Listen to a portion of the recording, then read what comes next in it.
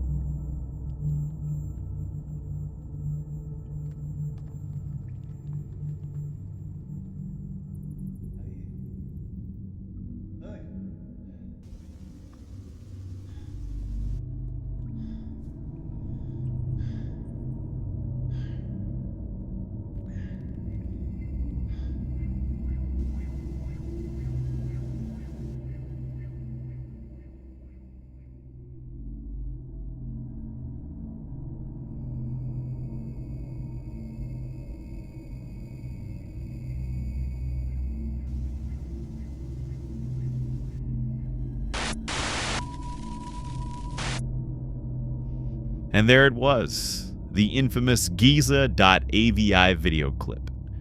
One of the most mysterious 70 or so seconds in the annals of internet lore. But what exactly is the story behind these images? Where did the video come from? And most importantly, is the creature in the footage a reality? Well, to try to decipher these questions, we have to go all the way back to February 13, 1992.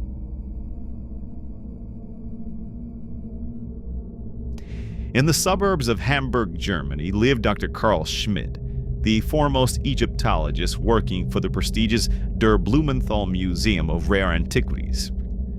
Dr. Schmidt was responsible for deciphering much of the Anubis parchments discovered within the tomb of Pharaoh Tore-Ta IV, first unearthed in the late 1940s. The Anubis parchments were very unusual as they, of course, pertained to the god Anubis, Egyptian deity of embalming and the underworld. But the parchments were different in the fact that they were more of a personal history and mythology of the god himself. Now, the parchments have long been a lightning rod for conspiracy theorists and alien enthusiasts. Many of them contend that these parchments were strong proof that Anubis, as well as the rest of the Egyptian pantheon, were not supernatural gods, but extraterrestrial beings that came to Earth from the stars. Mr. Raymond Sakara, thank you for joining me tonight, sir. Well, thank you for having me, Clark. I'm glad to be here. So, Raymond, why don't we start with the Anubis parchments, as I think they played a key role and a defining moment in Dr. Schmidt's career. What exactly was their significance, would you say? Well, the parchments were what really spurred Dr. Schmidt into studying Egyptology in the first place. I mean, here were these seemingly very unusual scrolls that, for the most part, were a history of the god Anubis' life. The parchments were largely undeciphered for over 2 decades until Dr. Schmidt came along. He discovered, quite brilliantly might I add, that the parchments were written in an extremely primitive and early form of demotic symbols, unlike later Egyptian hieroglyphs. It took him a while, but he finally cracked their meaning. It made him a superstar in the archaeological circles of the time. What were some of the things contained in the parchments? Well, as I said, it seemed to be a chronological history of Anubis himself and how he and his fellow gods came from the far-off ethereal realm known as the Tep-Zepi. It is also interesting to note that the parchments were found in the hidden tomb of Tore-Ta IV. The pharaoh was known as the death ruler of the Old Kingdom. He more or less started a very strange cult worshipping Anubis.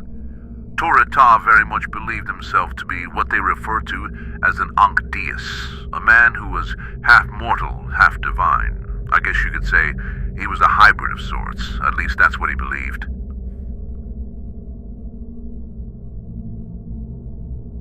Dr. Schmidt lived in Hamburg with his wife and 3 children, Vera, Catherine, and oldest son Felix. Then came the day of February 13, 1992, Valentine's Eve. Now, it started out as normal as any other day. Carl had returned home at approximately 2 p.m. He checked his mailbox as he did every day, and amongst the normal bills, letters, and ads was a manila package with no return address. When Carl got around to opening the package later that evening, he found that it contained a single video cassette tape. The tape contained no labels or other identifying marks, just a plain black VHS tape. But the second he popped it into his VCR, he was unaware that his life would change forever. And we are being joined by Mr. Felix Schmidt, eldest son of Dr. Carl Schmidt. Felix, thank you for coming onto the program, sir.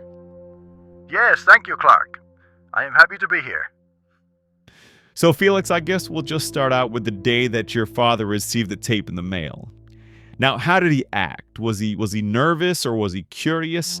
What did you notice in the days following? You know, it's funny, Clark. My dad was always the very stoic type, so he was always very hard to read. You see, at the time, he acted very normal, at least to me. But you also have to remember that I was only 13 at the time. My world was school, TV, and comic books. I can't say that my dad's behavior patterns were something that I was monitoring very closely. In the days and the weeks following, he acted more or less very normally, I would say. Yes, indeed. Dr. Schmidt certainly found the video quite odd upon his first viewing, but all indications pointed him thinking that the tape was some kind of a practical joke. I mean, I myself don't really think he took the tape very seriously at all. You know, for about a year afterward, he didn't show the tape or even mention it to anyone else, including his wife. The tape simply sat in a desk drawer for all I know.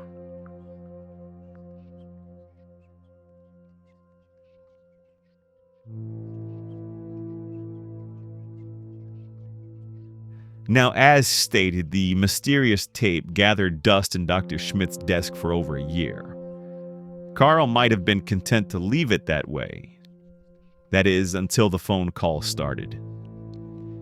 Beginning on April 2nd, 1993, the Schmidt family started receiving mysterious and unnerving phone calls at all hours of the day and night. Whoever was on the other end of these calls seemed to speak in a monotone and almost robotic-like cadence. This individual, or rather group of individuals, would always inquire about the tape in cryptic phrases or questions. At first, Carl brushed these calls off as simply more pranksters, but as their frequency intensified, it caused him to start taking them far more seriously. Well, for about the first few months, I'd say Dad just brushed off the calls. Just a bunch of goddamn kids was his favorite phrase. But then he started to get the calls at his office in the museum, and my mom would get them at her job at the bank, and I even received some at my school. It really started to freak us out, and it forced my father to start taking this more seriously. 6 months into the harassment, he finally took out the tape and gave it a few more viewings.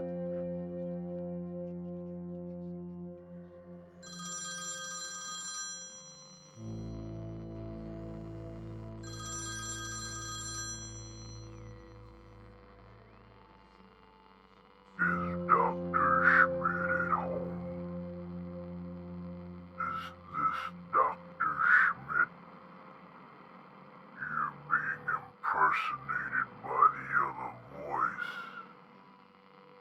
Where's the tape, Mr. Schmidt? You know where it is. The parchments. It was all in the parchments. Don't look up.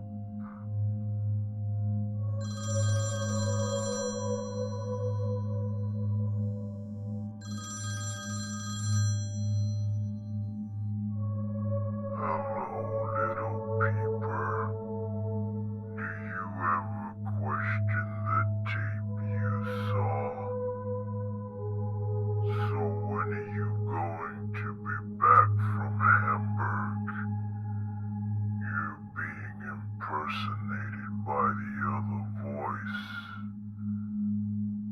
Do you know what's under Giza? You saw the tape, didn't you? Are the parchments real?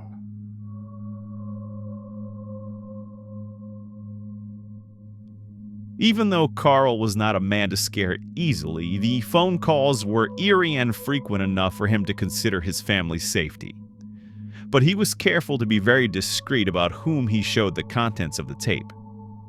In addition, it's noteworthy to mention the bizarre case of Gary Sudbrink, who claimed to be receiving the very same type of calls at almost the same time period, an ocean away in the United States. Gary was an officer in the U.S. Air Force who started getting eerie phone calls after an odd encounter with a salesman on a commercial flight. Despite the almost identical nature of both the calls and the voice on the other end, there has never been a firm connection established between Gary Sudbrink and Carl Schmidt.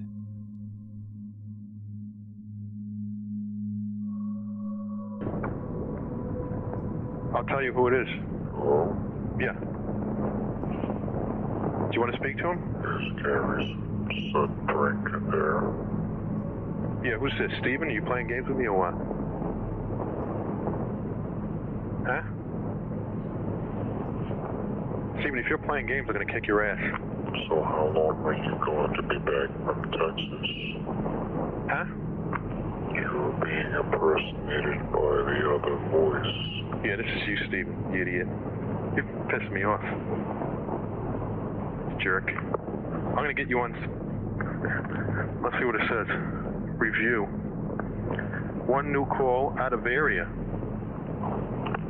Is Steven out of the area? When are you going to be back from Texas?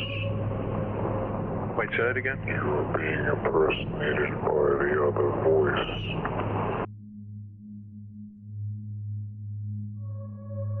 Dr. Schmidt was extremely selective in whom he sought help from. He decided to take the tape and have it analyzed by two friends he had at the Kodak company at the time, who were photographic specialists. Now, it was in the opinion of both that the spliced-together videotape was not a fake. Intrigued and concerned by what he possibly had on his hands, Dr. Schmidt opened his own investigation into the origins of the tape itself, and who could have possibly sent it to him. Studying each frame of the tape intently, he noticed that the opening segment of the video could provide him with a vital clue. The first few seconds show someone walking around the Great Sphinx. Now, Carl knew that video photography was strictly prohibited for tourists before 1990.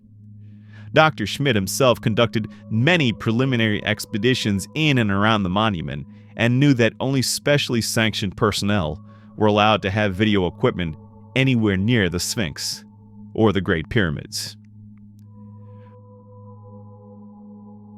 Through painstaking research and using his significant connections that he maintained within Cairo, Dr. Schmidt located records of an unofficial restoration project around the Sphinx that had begun in early 1988. What Dad figured out was that this so-called restoration project was extremely hush-hush.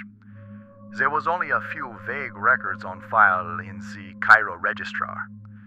The Sphinx was completely closed off to tourists from March through November of 1988, and during that time, some people reported an unusually high military presence on the plateau.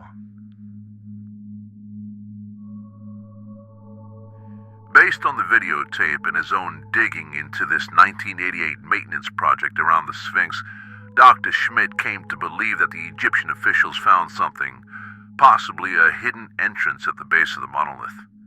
He goes on further to state that this entrance led to a labyrinthine system of caverns and tombs that extended miles below the Great Sphinx. And in those caverns they found something, well, even more extraordinary. Dr. Schmidt's investigation was leading him down a dark rabbit hole of secrets and conspiracy, and it would only go deeper from there.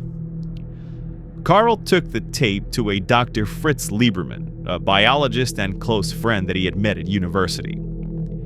Carl now thought he knew the origins of the videotape and that higher-ups within the Egyptian government were orchestrating an elaborate cover-up of vast tunnels underneath the Great Sphinx of Giza. He now turned his attention to the monstrous jackal-headed creature that was featured in the tape being examined by doctors in an unknown medical location.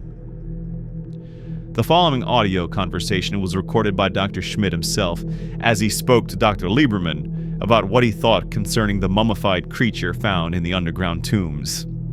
The audio was found by none other than Felix Schmidt, hidden away in one of his father's vaults, years after his mysterious disappearance.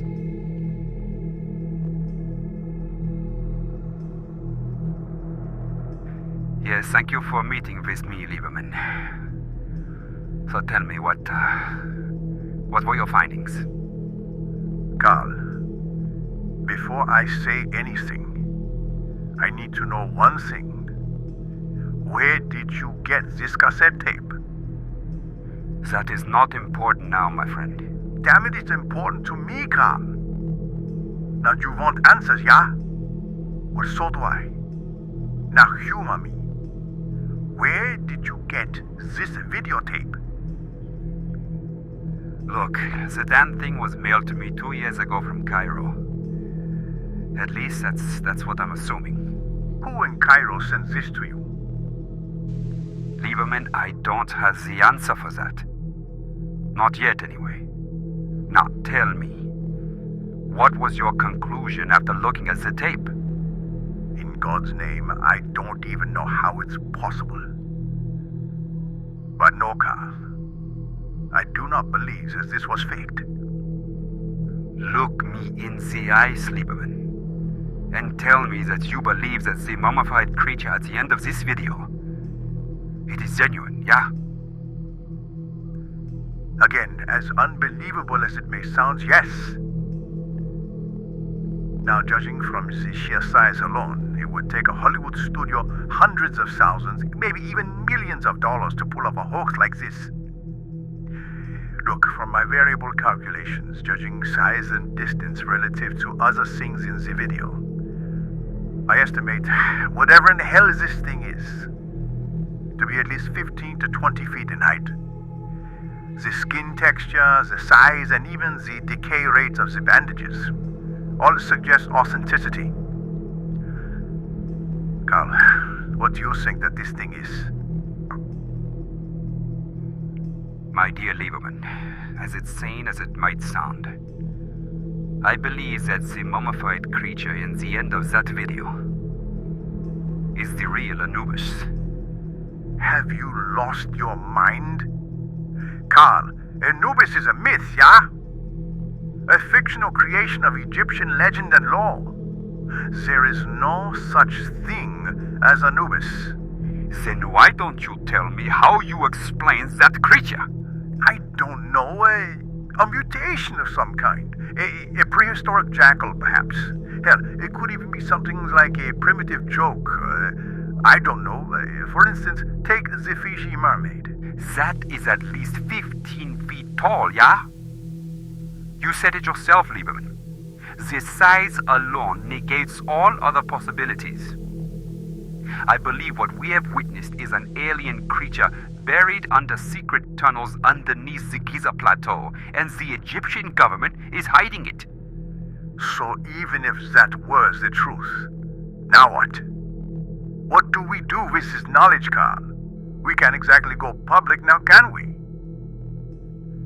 Look, Lieberman, I have reason to believe that my family may be in danger because of my possession of that tape. I must start making swift preparations to get my family out of Hamburg, maybe even out of the country altogether. I am sorry, my friend, but 'tis my family I must look out for now, and I suggest you get your affairs in order and you do the same. I'm sorry I made you a part of this, but it is done now. And I fear we both may be party to one of the gravest secrets ever uncovered. I wish you well, Lieberman. I really do.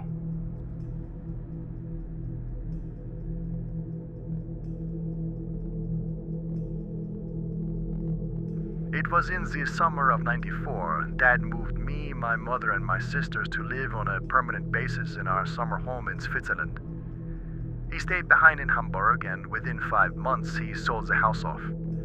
Come to find out that he was staying in various hotels and hostels all throughout the city. He didn't spend a single night more in that house, except to pack up a few items and furniture to put some back into storage. We were all worried and freaked out because of Dad's paranoia, but it did seem to stop the phone calls.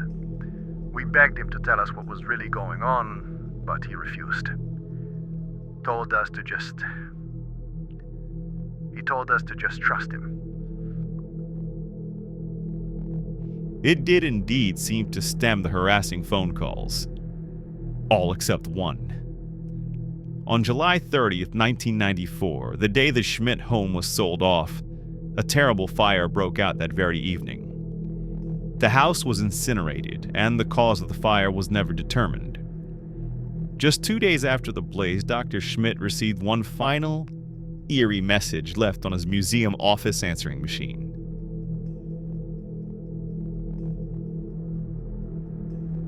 Your call has been forwarded to an automatic voice message system.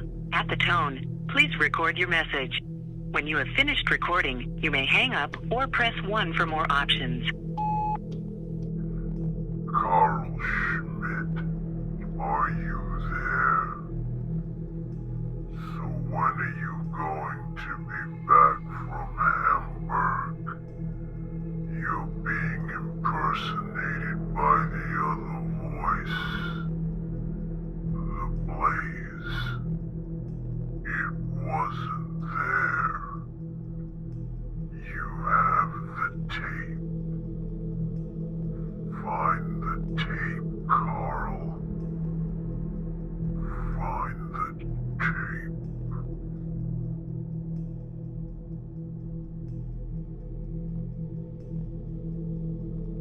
It was Dr. Schmidt's belief, as well as my own, that these global government entities went actively searching for the tape. They burned that house down as an intimidation tactic to get the doctor to give it up. So after that night, Dr. Schmidt left the city of Hamburg as well as Germany, never to return.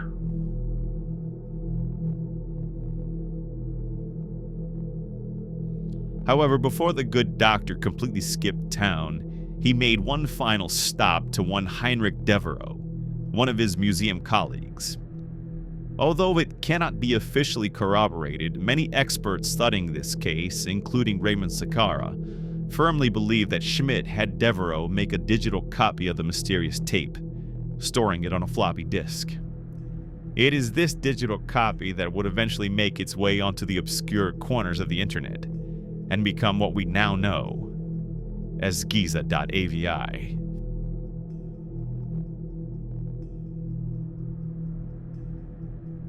Dad would spend the next 3 years bouncing all over Europe, the Middle East, and Egypt. In one of his last communications, he sent my mother several photographs that depict what seemed to be images of flying discs or UFOs hovering over the Great Pyramids. He was convinced that they were going to get him.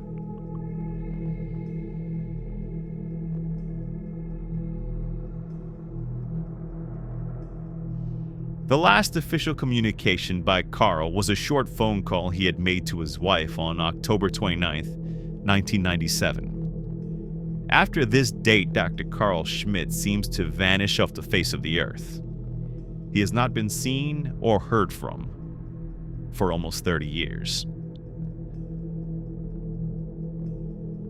Along with Dr. Schmidt, the original VHS tape that he was sent also completely vanishes.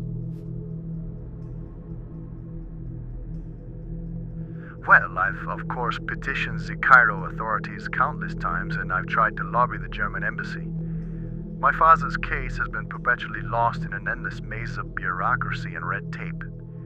It's not well established as to where my father exactly went missing from, so no one knows exactly whose jurisdiction it is.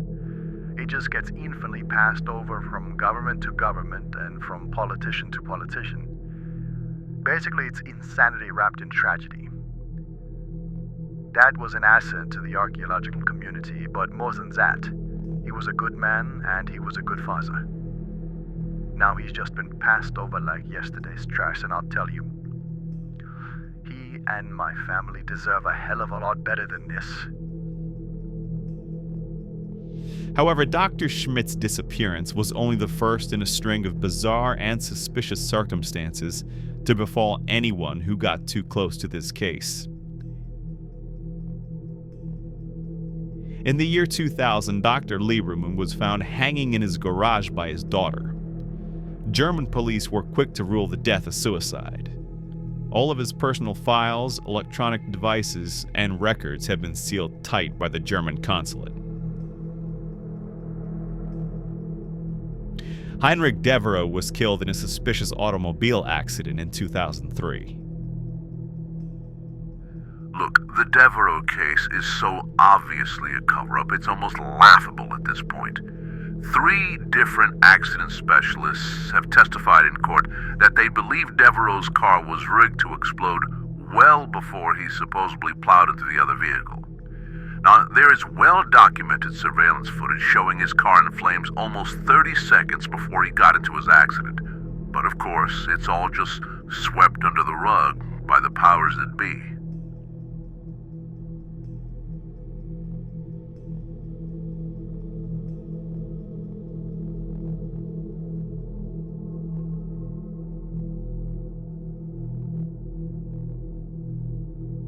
But the Heinrich Devereaux case has some unique twists laid into the fabric.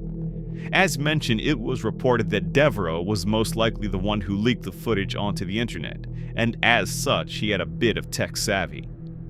Several web sleuths have scoured the darkest parts of the net looking for other breadcrumbs Devereaux could have left, and unsurprisingly, have found a few tantalizing morsels.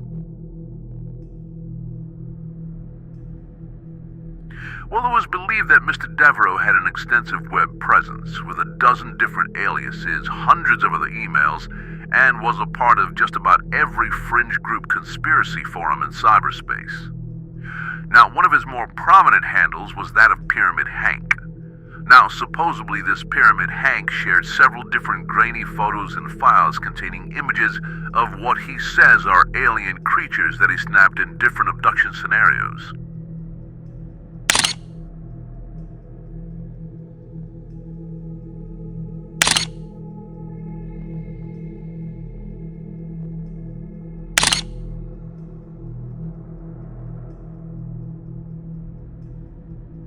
No one can corroborate these allegations, as Heinrich Devereaux is, of course, deceased. There's been a lot of speculation as to who it could have been that sent that tape to my father, and why he was singled out to receive it. I can't put forward any ideas of who it could have been. I mean, it literally could have been anyone. But I think I know why they sent it to him. You see, Dad was a very well-known and very respected scientist in the field of Egyptology. He had worked in and around the Giza Plateau for a good portion of his life. He knew the ins and he knew the outs of the architecture, the symbology, the history, pretty much anything you could ever want to know about ancient Egyptian culture. My father, well, he was the man to ask. So it's not a surprise to me that whoever this person was who sent him the tape chose Carl Schmidt.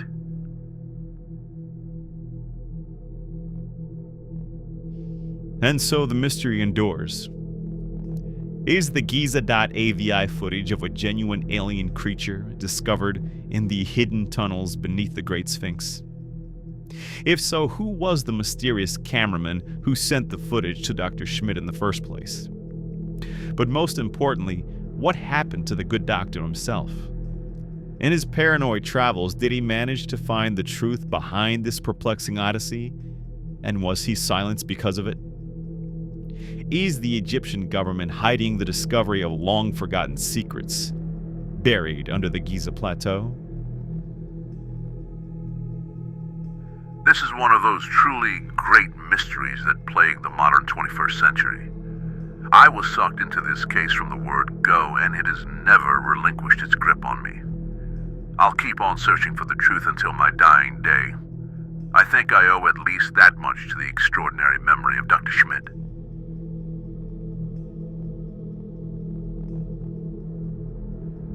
I try to get on the best that I can with my life.